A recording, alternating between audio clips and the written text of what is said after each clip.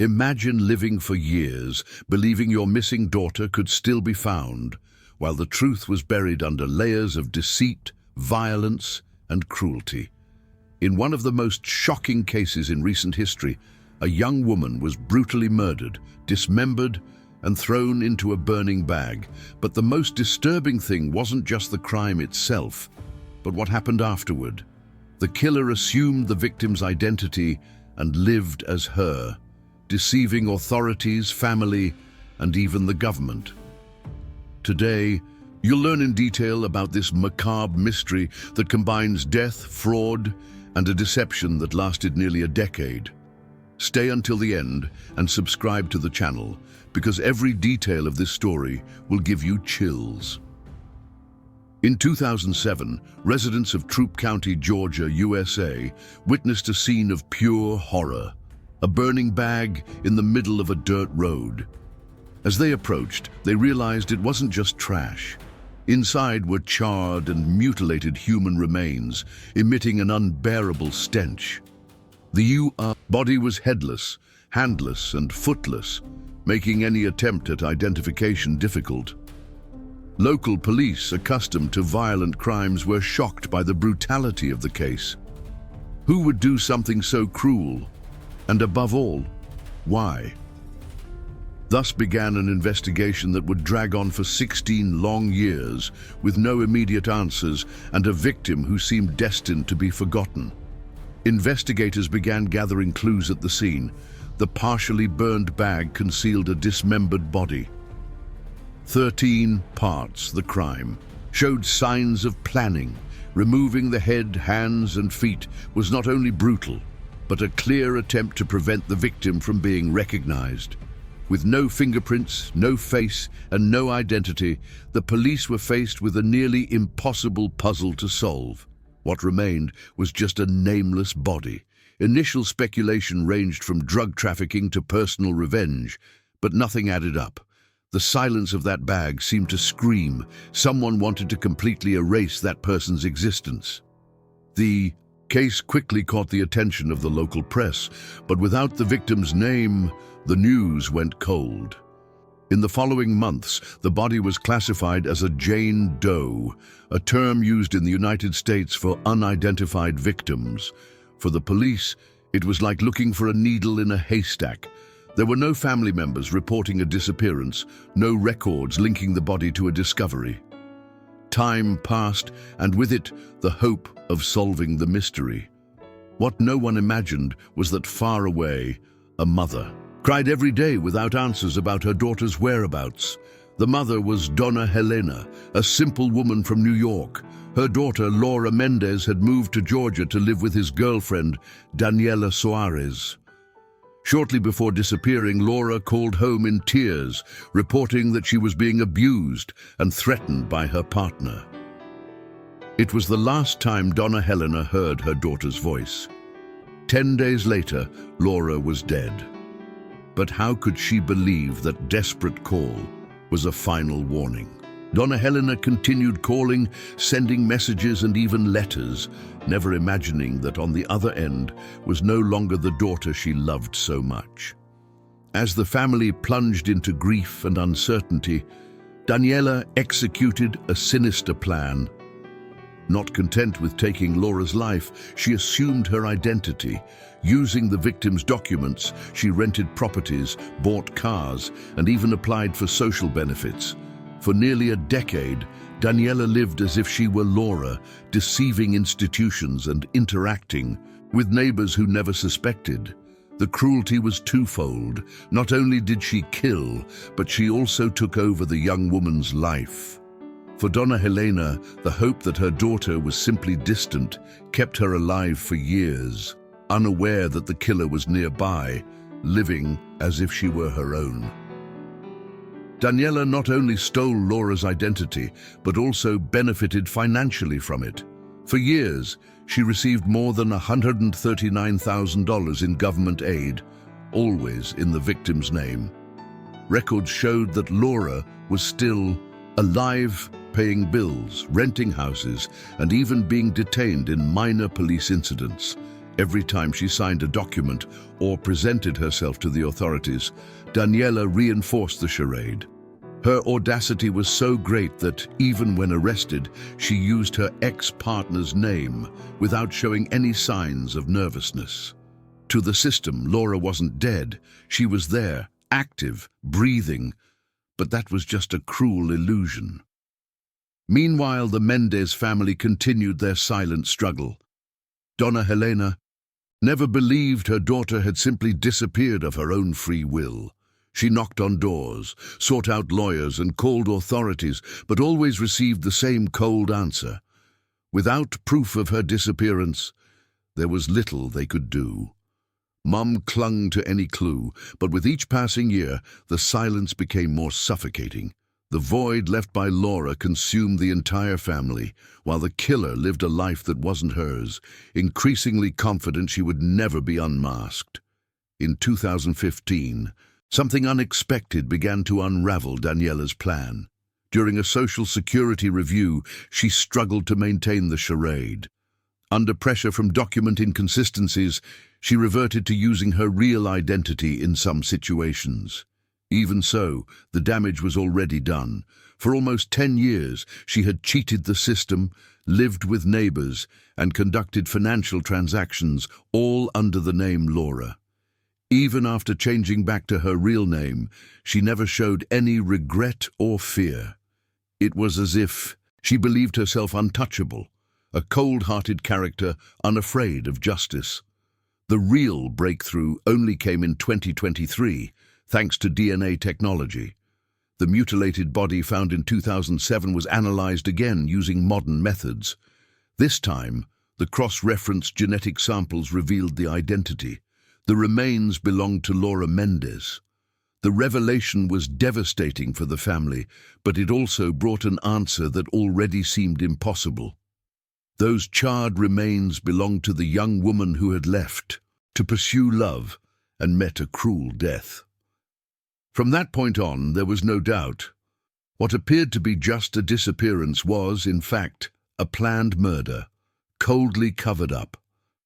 With DNA confirmation, the pieces began to fall into place.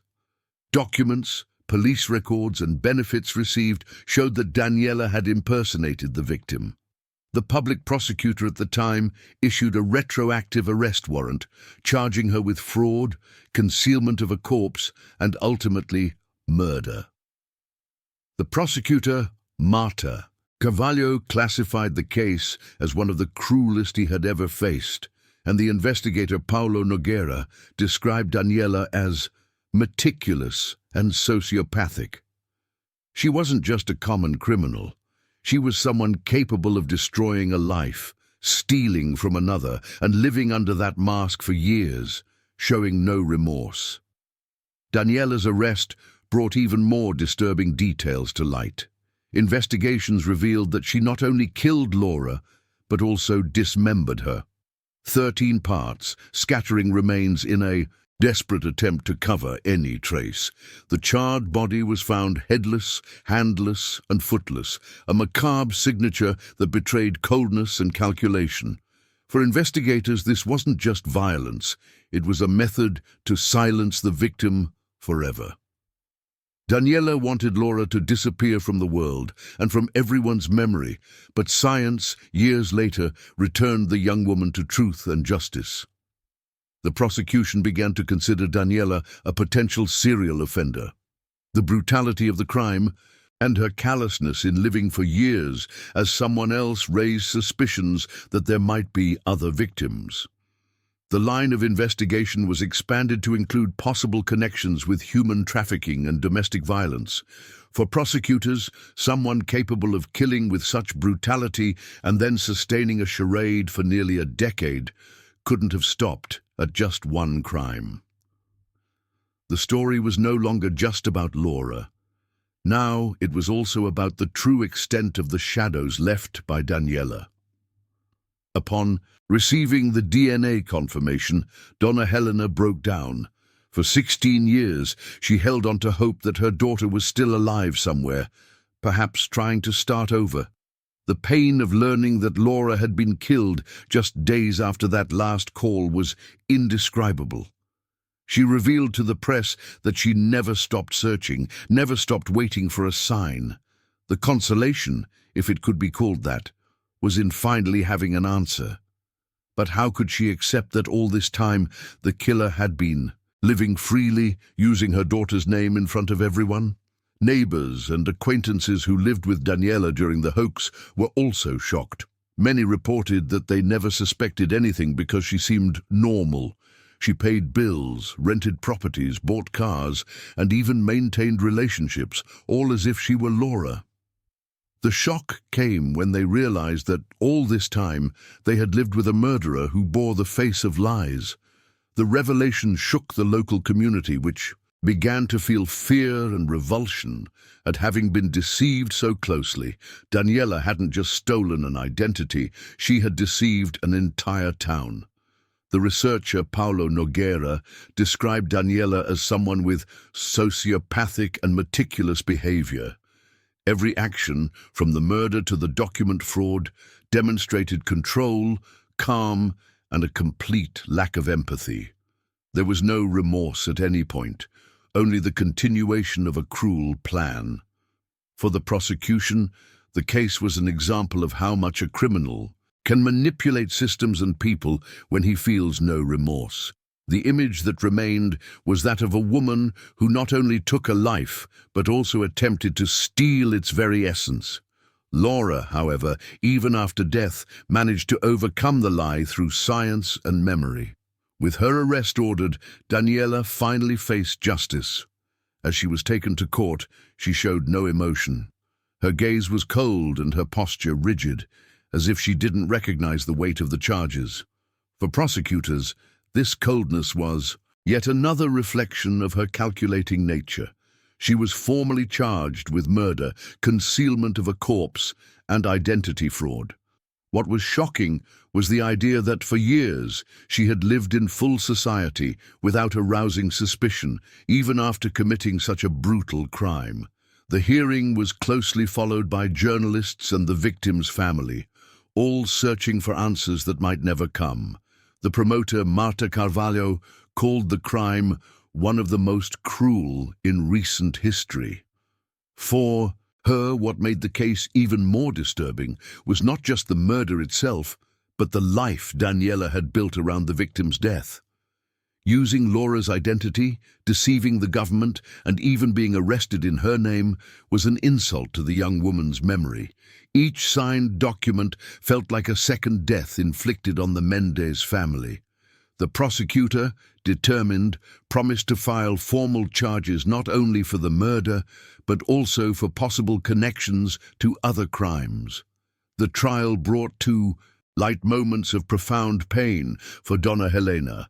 In her testimony, she spoke of the sleepless nights, the years of waiting, and her daughter's desperate cold days before she disappeared. Her words moved everyone in the courtroom. "My daughter asked for help, and I couldn't save her," she said in tears. For her mother, Daniela's conviction would be only a small part of justice, since nothing would bring Laura back. But it would also be proof that despite all the years of deception, the truth had finally prevailed. The case's repercussions spread across the country, with newspapers and television programs highlighting the bizarre nature of the story. It was almost unbelievable.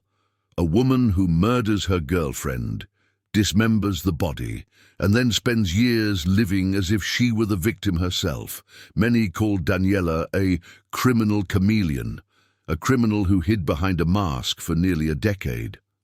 The story sparked debate about flaws in the identification system and how someone managed to fool so many institutions without being unmasked for so long.